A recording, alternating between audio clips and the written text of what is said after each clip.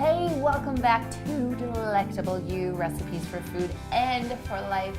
Today, we are making sweet potato chickpea burgers. And if you haven't noticed, I have a special guest today.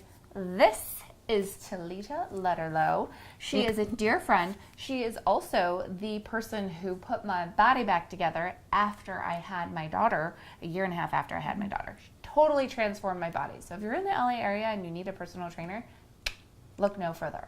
Tilita, thank you for coming to Delectable You. Thank you so much for having me, Lauren. Of course. I'm excited. Oh, good. Well, you should also know this about Tilita. You may be seeing her at the Olympics in 2020 because we are going for, what is our event? Yes? Oh, 400. I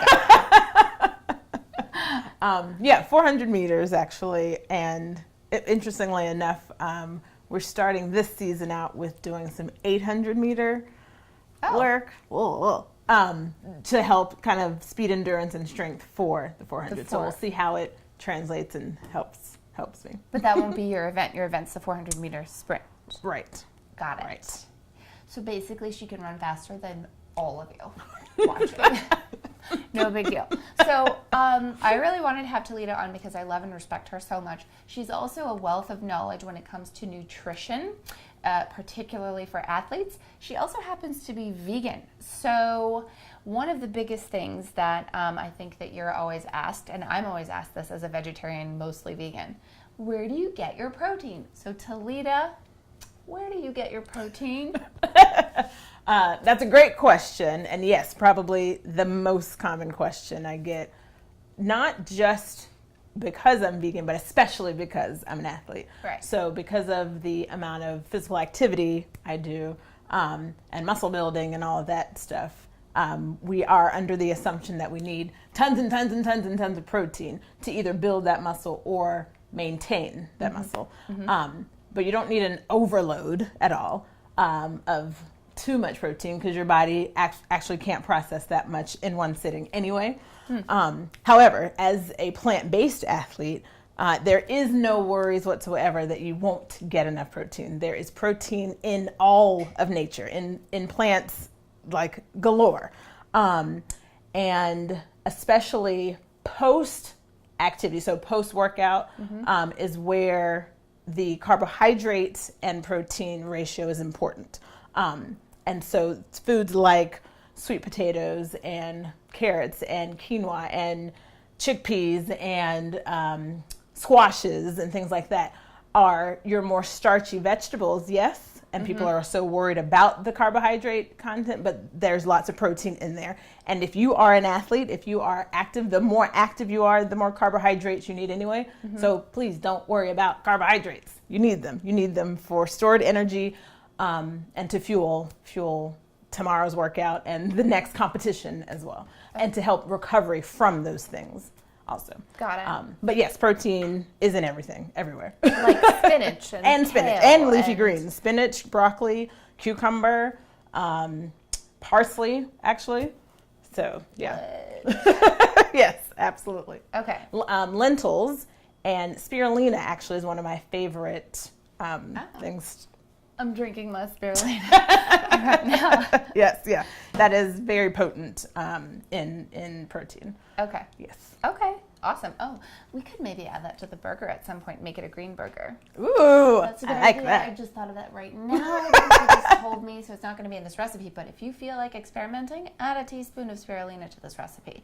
So this recipe then I think is kind of perfect for what you're talking about because we're going to use chickpeas, we're going to use sweet potatoes, carrots, onions, garlic, and spices. And if you want, you can also add greens to it. Sometimes for my daughter, Madison, I'll add some broccoli in so that she gets some into the burger and she doesn't even know that she's eating it because she doesn't so much like it on its own anymore. So if you want more information on getting protein, being a vegan athlete, I will leave Tilita's information in the comments below, in the description below, and please reach out to her. She is amazing. Okay, now let's cook. Yes. Okay. Here we go. So I have already sauteed in about 2 to 3 tablespoons of avocado oil, 2 peeled medium-sized yams, and 1 small chopped up onion. And what else did I do? 1 medium carrot, peeled, chopped that up. And then right as everything was getting tender, which took about 10 to 15 minutes, I added in 4 cloves of garlic. Okay? Cool. So now that we have that ready, we're going to use our trusty food processor because this is my favorite thing in the whole kitchen. And this is a little bit hot. So I'm going to go like this. I'm going to grab this. Here we go. Lauren's so proud of me that I just got a food processor. Yeah. Because I've been blending everything in my Vitamix. But some things the food processor is much better for. So I'm excited to learn this one. You should be. Keep talking because I need some pecans. Okay. So I didn't mention the nuts. So this is also great protein. We're going to use the nuts as the base. So what we're going to do is we're going to do a 1/2 cup of pistachios. I'm just going to eyeball this because that's how I roll. And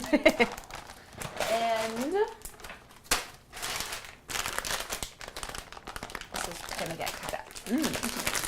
So we got our good fats too from the nuts. Exactly. And pecans. So we're going to do 1/2 cup of pecans. If you're allergic to any of these nuts or you're like, I do not like those nuts, then you can use any other nut or seed that you want, or you can use gluten-free rolled oats. Okay. Yeah. So there's lots of different options. Okay, there they go. And we are going to, this is a little bit hot, so we're going to add in our vegetables. Yeah, a lot of times people also ask me, even though they understand the concept that, yes, plants have protein, they're like, but it doesn't have as much protein as animal products. But so, yes, they show up in smaller amounts in plants, but that's why you have to get creative and be more intentional about food combining and about your meal planning. So something like this, where every single ingredient pretty much has protein in it, then you got your full spectrum profile of protein. Right. I really learned through you, basically. Okay, so now I've got 2 cans of chickpeas, and this juice left over from the chickpeas is called aquafaba. And recently I am testing out a vegan macaron, which is like, you know, those French colorful ones from La Durée? Yeah, so you can make it vegan with aquafaba, which is the leftover liquid. So if you're watching this, save this and stay tuned because I'm going to have a recipe for vegan macaron soon. Okay, so let's put these in here. Oh, I love that. See? Hashtag waste not, want not. Exactly. Using every piece. Oh, I love that. Every part of this. Isn't that great? Yeah. Yeah, we don't mess around in this kitchen. Okay. Here we go. So we save that. Oh, I didn't know you could fill it all the way to the top either. Well, you might maybe not want to, but I do. I just deal with it. Okay, so now we're going to add some spice. Now, salt is incredibly important when it comes to burgers because it can mean the difference between like, this burger's okay and whoa, this burger's amazing.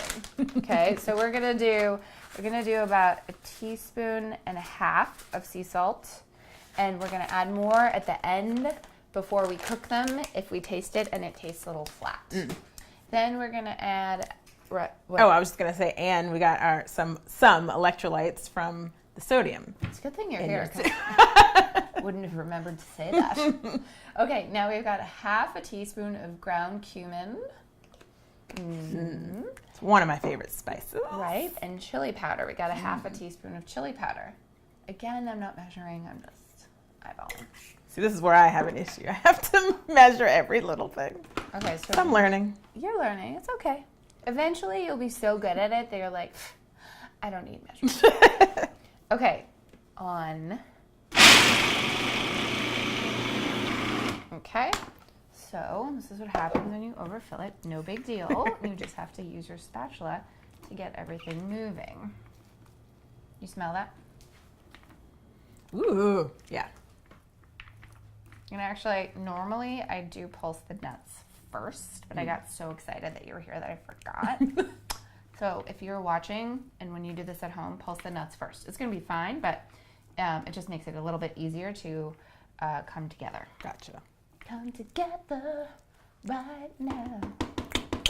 Over me. Okay, here we go.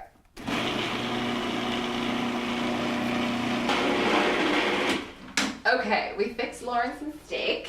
It happens. Okay, so now let's marry these things together. Yeah. Ooh, yeah. Those. So you can take a little spoon and taste test. Let's see if it needs any more. That is good. Right? Ooh, I like that. Isn't that great? You don't even need to make it into a burger. You can just eat it with a spoon. I was just going to say that. Just call it mush. What are you making tonight, Tilita? Mush. And really good mush. Really good. So now what you want to do is transfer it into a bowl. Don't cut yourself on the food processor blade. I did that the other day when I was in Philadelphia. My husband and I were, Ted, were teaching or presenting at a health conference. And I was so excited, and I was making everybody dinner, and I was cleaning up after, and I was like, okay, there goes my finger. Yeah, it was bad. I one hand cleaned up for the rest of the night. Everybody's like, "Are you okay?" I'm like, "I'm totally fine." And it's like blood coming out of the, yeah. So basically, be careful. Isn't that so appetizing? Check for blood. No, I'm just kidding. Yeah, right. Check for blood and hair and anything else that may fall. Okay, so now just toss this all together. So you notice that there's some chunks, and that's okay. There shouldn't be nut chunks if you pulse the nuts first. It definitely won't be. Let's move this out of the way. And we're going to get this baking sheet. And what we are going to do is we're going to make patties.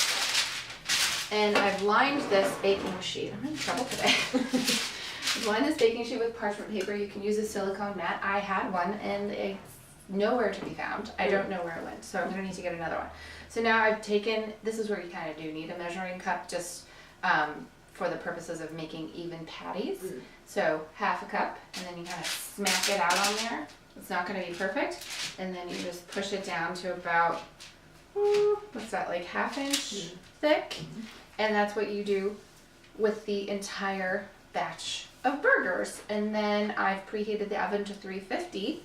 So we're going to bake these at 350 for about 20 to 40 minutes. And the reason there's such a discrepancy is my old oven, 20 minutes was fine. This oven, 40 minutes. So I'm just going to assume that we all have ovens that are cray-cray, and they decide what temperature they're actually going to run at. So basically check them after 20 minutes. Oh, thank you. Check them after 20 minutes, see if they're ready. They'll be firm. That's how you'll know.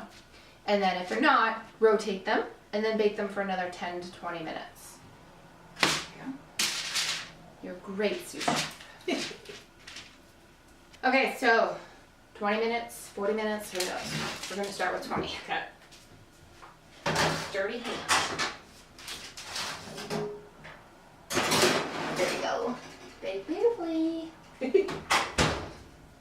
Tilita, do you smell something? I smell burger time. Oh, yes. Oh, hello, burgers. Did you know that if you talk to your food, it tastes better? Makes sense to me. I'm not kidding. I'm not kidding. There was a study with plants that if you talk nicely to plants and you treat them nicely and you like put on music and stuff, they grow better. The same is true for food. You heard it here, maybe not first, but maybe first. And if you dance, like I typically do before I eat a meal, then it tastes better too. Actually, she does. See? She just did it. Her mom is watching behind there, and she is laughing at her.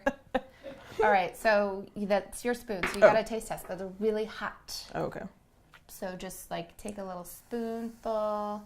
I know typically we use forks for burgers, but I don't have forks out right now. I have spoons. I can feel the heat emanating.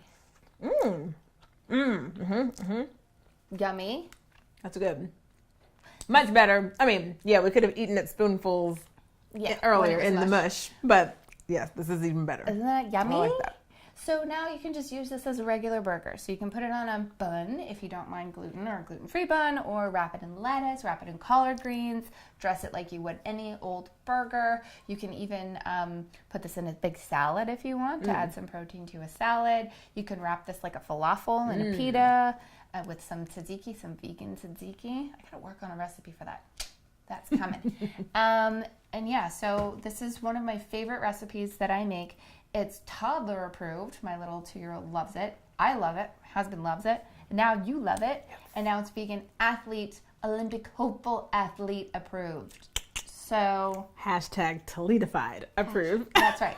Actually, follow her on Instagram at, is it Tilita Lutterloh? Tilita. Just Tilita. And her hashtag is Tilitafied, which is what she did for me when she trained me. I got Tilitafied. Now I'm not so Tilitafied. So I gotta train her. Gotta get her training me again when I find some time. Yes. But yes, so that is it. That is how you make these sweet potato chickpea burgers. Thank you so much for joining us. Thank you so much for being on Delectable You. Thank you for having me. Everybody wish Tilita luck for the Olympics. Remember this face. You'll be cheering her on. Go Team USA. Enjoy your burgers.